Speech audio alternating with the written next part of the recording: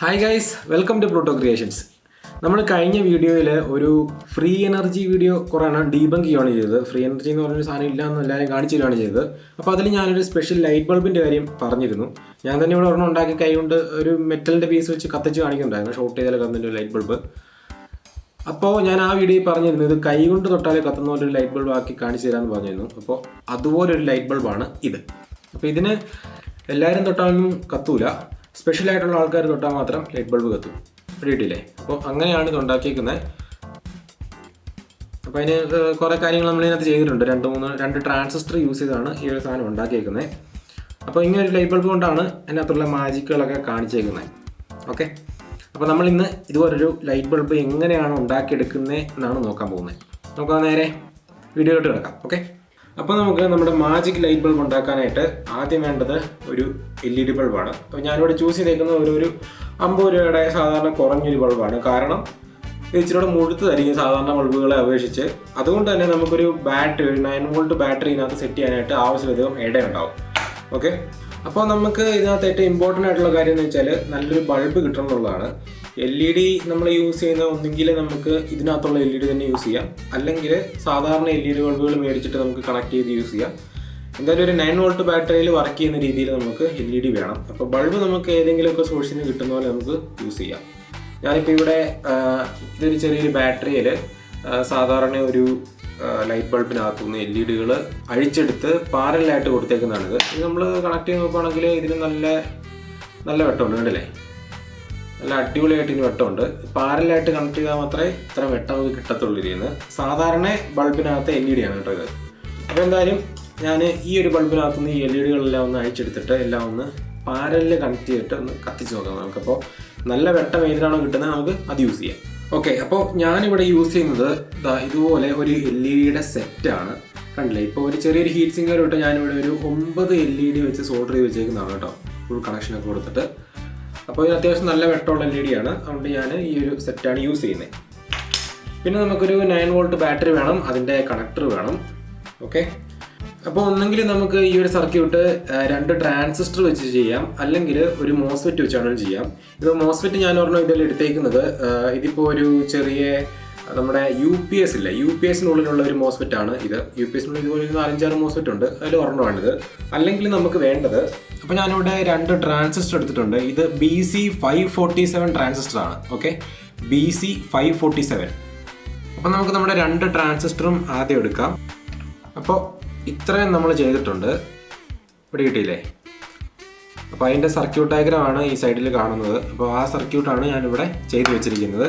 ഇനി നമുക്ക് ഈ ഒരു ആദ്യത്തെ നമ്മുടെ ട്രാൻസിസ്റ്ററിൻ്റെ ബേസും അതുപോലെ തന്നെ പോസിറ്റീവും കൂടെ നമ്മൾ തൊട്ടാൽ നമ്മുടെ LED കത്തും, അല്ലേ? അപ്പോൾ കാണാൻ പറ്റുന്നുണ്ടെന്നോ? LEDയുടെ വയർ വിട്ടുപോയി, ഇതുകൊണ്ടാണ് ഞാൻ മറ്റേ LED യൂസ് ചെയ്യുന്നത്.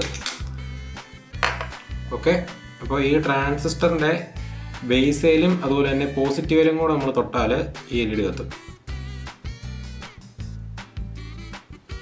അപ്പോൾ നമ്മുടെ ഓരോരുത്തരുടെ കൈയുടെ കണ്ടക്ടിവിറ്റി അനുസരിച്ചിരിക്കും. കൂടുതൽ ഇച്ചിരി കൈയൊക്കെ നല്ല വെറ്റാക്കിയിട്ട് നമ്മൾ തൊടുവാണെങ്കിൽ നല്ല ബ്രൈറ്റ് ആയിട്ട് LED കത്തും. അപ്പോൾ ഇനി നമുക്ക് നമ്മുടെ ഈ ബൾബിനകത്തുനിന്ന് 2 വയർ മിച്ചം കിടപ്പുണ്ട്.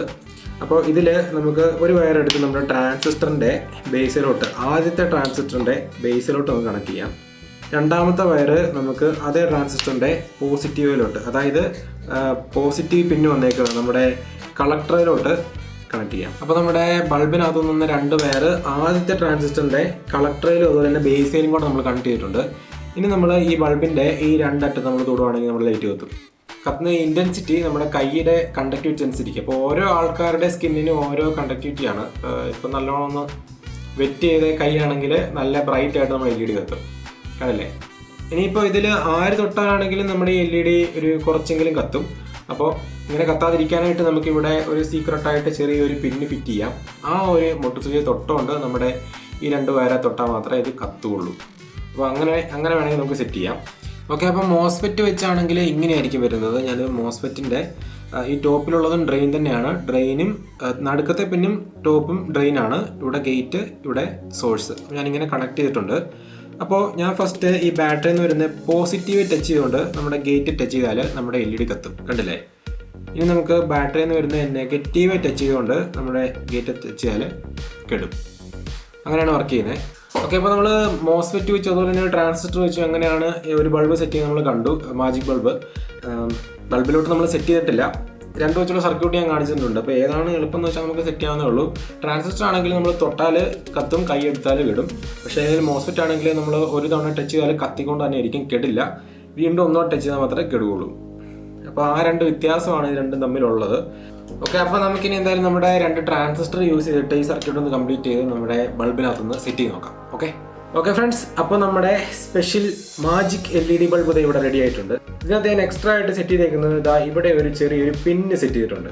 ഓക്കെ, അപ്പോൾ ഈ പിന്നിലോട്ടാണ് നമ്മുടെ ഫസ്റ്റത്തെ ട്രാൻസിസ്റ്ററിൻ്റെ ബേസ് വന്നേക്കുന്നത്.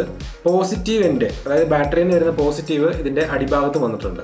ഓക്കെ, അപ്പോൾ ഇത് ഓൺ ആക്കാനായിട്ട് ശരിക്കും പറഞ്ഞിട്ടുണ്ടെങ്കിൽ ഇങ്ങനെ വെച്ചാൽ ഇത് ഓൺ ആകുകയില്ല. ഈ രണ്ടെണ്ണം കൂടെ ടച്ച് ചെയ്താൽ ഓൺ ആകില്ല. നമ്മൾ ഒരു വിരൽ കൊണ്ട് ചെറുതായിട്ട് ഇതൊന്ന് മറച്ച് പിടിച്ചിട്ട് ഇവിടെ തൊട്ടാൽ കണ്ടില്ലേ ഇത് ഓൺ ആകും. അപ്പോൾ നമ്മുടെ കയ്യിലേക്ക് കണ്ടക്ടിവിറ്റി അനുസരിച്ച് ഇച്ചിരി എന്താ പറയുക, ഇച്ചിരി നനവുള്ള കൈക്കാണെങ്കിൽ നല്ലോണം ഇത് ഓണാവും, നല്ലോണം കത്തും.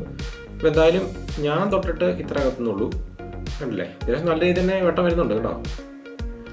അപ്പോൾ നല്ലോണം കൈയൊക്കെ ചെറുതായിട്ടൊന്ന് ഫിറ്റ് ചെയ്തിട്ട് അല്ലേ, അപ്പോൾ നല്ല നല്ല ബ്രൈറ്റായിട്ട് കത്തുന്നുണ്ട് ഇത്. ഇപ്പോൾ എല്ലാവർക്കും പിടി കിട്ടിയില്ലേ എങ്ങനെയാണ് കൈ കൊണ്ടൊരു ലൈറ്റ് ബൾബ് കത്തിക്കാന്ന്.